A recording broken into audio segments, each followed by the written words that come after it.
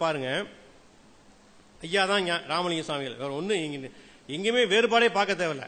ஐயா எப்படியோ ராமலிங்க சுவாமிகள், ராமலிங்க சுவாமிகள் எப்படியோ ஐயா. ஐயா ஊரெல்லாம் சுத்தி சுத்தி சாப்பாடு போட்டுட்டு இருக்காங்க. அங்க என்ன சொல்றாங்க ராமலிங்க சுவாமிகள்? வாடிய பயிரை கண்ட போதெல்லாம் வாடினேன். அந்த மனம் இருந்தால்தான் ஒரு பயிர் தண்ணியெல்லாம் வாடுது, கருகி போகுது. அதை பார்த்து மனசு ஐயோ பயிர் வாடுதே அப்படின்னு வருந்தக்கூடிய மனசு இருந்தாதான் சாப்பாடு போட முடியும். ஐயோ மக்கள் பசியாக இருப்பார்களே, 5 மூட்டை அனுப்பு, 4 மூட்டை அனுப்பு. இந்த கிராமத்தில் மழை பெய்யல, இந்த கிராமத்தில் கஷ்டப்படுறாங்க, அங்க ஒரு குடும்பம் சாப்பாடு தவிக்குது, ஊருக்கே சாப்பாடு போடு. அந்த மனம் இந்த மனத்துக்கு ஒப்பானது. இந்த கனிவு இருந்தால்தான் வாடிய பயிரை கண்ட போதெல்லாம் வாடினேன், பசியினால் இளைத்தேன். வீடுதோறு இருந்தும் வீடு வீடா போய் அம்மா சாப்பாடு கொடுங்க, ஐயா சாப்பாடு கொடுங்க. நடந்து நடந்து காலும் சோர்ந்து, கேட்டு கேட்டு வாயும் சோர்ந்து, நினைத்து நினைத்து மனம் சோர்ந்து, இந்த பாவி வயிற்றுக்கு எங்கே உணவு கிடைக்கும் என்று வீடு வீடாக போய் பிச்சை எடுத்து, பிச்சை கிடைக்காமல் மயக்கத்தோடு அயர்ந்து படுத்து தூங்கி கொண்டிருக்கின்றவனை பார்த்து மனசு பதஷ்டப்படுறாங்க. இது ஞானிகளுக்கே உரித்தானது. வீட்டில் அம்மா குழந்தை பாலுக்கு அழுதுச்சுன்னா தெரியும், ஐயோ குழந்தைக்கு பால் கொடுக்கணுமே, குழந்தை பசியா இருக்குமே சொல்லிட்டு ஒரு தாய் ஒரே ஒரு குழந்தைக்கு மனசு கஷ்டப்படும். அங்க வீட்டில் ஒரு தாய் ஒரு குழந்தைக்காக கஷ்டப்படும். என்னலாம் வச்சுக்கலாம். இங்க ஒரு மகான் பயிர் வாடுனா கஷ்டப்படுறாங்க. ஒருத்தன் வீடு வீடா போய் சாப்பாடு கேட்டு சாப்பாடு இல்லாம படுத்து தூங்குறானா கஷ்டப்படுறாங்க. நீடிய பிணியினால் வருந்துகின்றோரை நேருற கண்டு உள்ளம் துடித்தேன். சதா சர்வகாலம் லொக்கு லொக்கு லொக்குன்னு இருமிட்டே இருப்பான், இல்ல புற்றுநோய் வந்திருக்கும், இல்ல கைகால் தொழுநோயா இருக்கும். அவனெல்லாம் பார்க்கும்போது மனசு ரொம்ப கஷ்டமா இருக்குப்பா. இது ஞானிகள் மனசு. ஈடின் மாணிகளாய் ஏழைகளாய் நெஞ்சிழைத்தவர் கண்டே நாம் இழைத்தேன். நல்ல தன்மானத்தோட இருப்பான், வேலை கிடைக்காது. உழைக்கிற வர்க்கம் வேலை கிடைக்காது, தன்மானத்தை விட்டு போய் பிச்சை கேட்பான். அவனை பார்க்கும் போதெல்லாம் மனசு கஷ்டப்படுறாங்க. இது ஞானிகள் மனசு.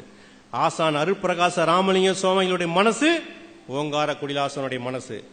அருட்பிரகாச ராமலிங்க சுவாமிகளுடைய எண்ணம் ஓங்கார குடிலாசனுடைய எண்ணம். ஓங்கார குடிலாசான் வேறு இல்லை, அருட்பிரகாச ராமலிங்க சுவாமிகள் வேறு இல்லை. ராமலிங்க சுவாமிகளுடைய படத்தை நீங்க பார்த்திருப்பீங்க, அங்க இருக்கு பாருங்க. கையை அப்படி கட்டிக்கிட்டே இருப்பாங்க. கைகளை வீசி நடப்பதை நாணி கைகளை கட்டியே நடந்தேன். 5 தொழில்கள் செய்யக்கூடிய வல்லமை பெற்றவர்கள் ஞானிகள். ஆக்கல், காத்தல், அழித்தல், அருளல், மறைத்தல். இயற்கை 3 தொழில் தான் செய்யும். ஆக்கும், வாழ வைக்கும், அழிக்கும். இது இயற்கையோட விதி. அவங்க செய்யறது 5 தொழில். ஒரு உயிரை உருவாக்க முடியும், ஒரு உயிரை வாழ வைக்க முடியும், ஒரு உயிரை அழிக்க முடியும்.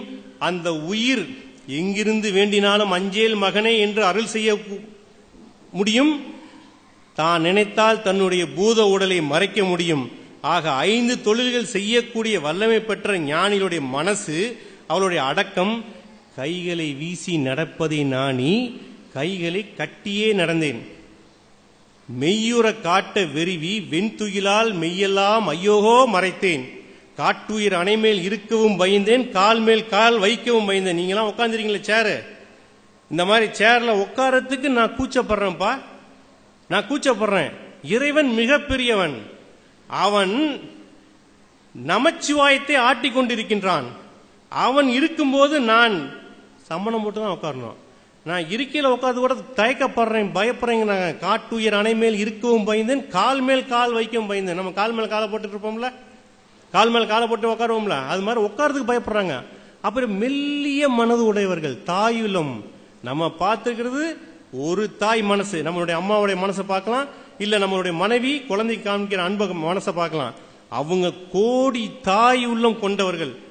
ஒரு ஞானியுடைய மனசை நீங்க பார்க்கணும்னா ராமலிங்க சுவாமிகளை பார்க்கணும். ராமலிங்க சுவாமிகளை பார்க்கணும். கைகளை வீசி நடப்பதை, ஜக்கு ஜக்கு ஜக்கு நடக்கிறோம்ல, நான் நடக்க மாட்டேன்ப்பா, அப்படி நடக்கிறதுக்கே எனக்கு கூச்சமா இருக்குது. இறைவன் பார்த்துட்டு இருக்கான்ப்பா, இறைவன் பார்த்துட்டு இருக்கான். கண்காணி இல்லை என்னும் கள்ளம்பலம் செய்வார், கண்காணி இல்லா இடம் இல்லை காணுங்கால். சூப்பர்வைசர் ஒருத்தன் இருக்கான், நீ என்ன செஞ்சிட்டு இருக்கிறேன்னு பார்த்துட்டு இருக்கிறதுக்கு உனக்கு மேல ஒரு சூப்பர்வைசர் இருக்கிறான். அவன் தான் கண்காணி. அவன் பார்த்துக்கிட்டே இருக்கிறான். அவன் தான் லாப நட்ட கணக்கு எழுதுறான். நீ புண்ணியம் செஞ்சியா லாபம், நீ பாவம் செஞ்சியா நஷ்டம், இதை பொறுத்து தான் உனக்கு பிறப்பு கிடைக்கும். இதை ஒருத்தன் கண்காணிச்சிட்டு இருக்கிறான். இப்படி பார்த்துட்டு இருக்கும்போது நம்ம எப்படி அடக்கமா இருக்கணும் அப்படிங்கிறது எடுத்துக்காட்டு ராமலிங்க சாமிகள் ஐயா பாருங்க. 5 தொழில்கள் செய்யக்கூடிய வல்லமை பெற்ற நமது ஆசான், 5 தொழில்களை செய்யக்கூடிய வல்லமை பெற்ற நமது ஆசான், பிறப்பை ஒழித்த நமது ஆசான், இறப்பை ஒழித்த நமது ஆசான் அறிக்கையே கொடுத்தாங்க உலகத்துக்கு. நான் இறப்பை வென்று விட்டேன் என்று அறிக்கையே கொடுத்திருக்காங்க. யமனை இடது காலால் எட்டி உதைத்த நமது ஆசான் எவ்வளவு அடக்கமா இருக்காங்க. நீங்க போய் பாக்குறீங்க, பார்த்தோன்னு என்ன சொல்றாங்க, சாப்பிட்டீங்களாப்பா, என்னப்பா பிரச்சனை, என்ன பிரச்சனை, நான் இருக்கேன்ல, ஏன் பயப்படுற, நான் இருக்கல, எவன்டா செஞ்சா, நான் பாத்துக்கிறேன்.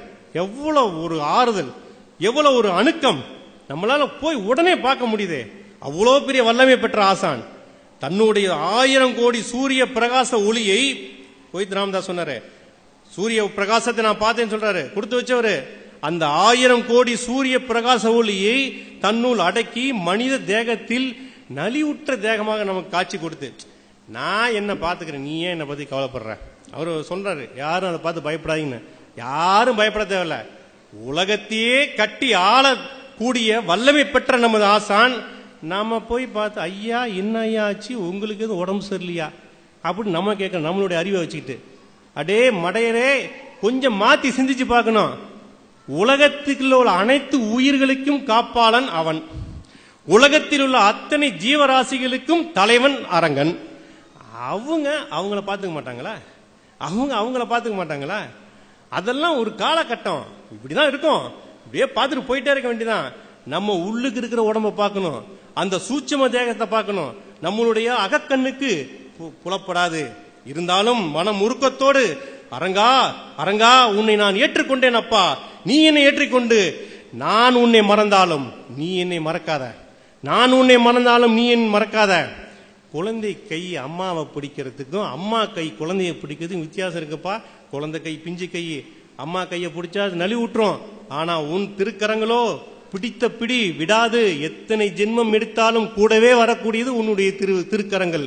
நீ என்ன பிடிச்சுக்குப்பா, நீ என்ன பிடிச்சுக்கு, தயவு செய்து விட்டுறாத. அரங்கா உன்னை ஏற்றுக்கொண்டேன் அப்பா, நீயே என் குலதெய்வம், நீயே என் குலகுரு, நீயே என் கண்கண்ட தெய்வம் என்று யார் பூரண சரணாகதி அடைகிறார்களோ அவர்களுடைய நிலை உயரும், அவர்களுக்கு அந்த அனுபவம் கிடைக்கும். அப்பேற்பட்ட ஒரு ஞானி இருக்கின்ற இந்த பூமியில் நினைக்கும் நினைப்போர் தம்மை சுனைக்குள் விளைமலர் சோதியினானை தினை பிளந்தென்ன சிறு மயிரேனும் கனத்த மனத்தடைந்தார் உயர்ந்தோரே. நினைக்கணும்பா, அரங்கனை நினைக்கணும், ஓங்கார குடிலாசனை நினைக்கணும். அவரே முருகன், முருகனே அரங்கன், 7ஆம் படை வீட்டு தலைவன். அவனை விட்டுறக்கூடாதுன்னு யாரு கெட்டியா நினைக்கிறாங்களோ அவனுடைய தாமரை மலர்களின் மேல் வீற்றிருக்கும் பிரம்மதேவன் மீது ஆணையாக நான் சொல்கின்றேன்.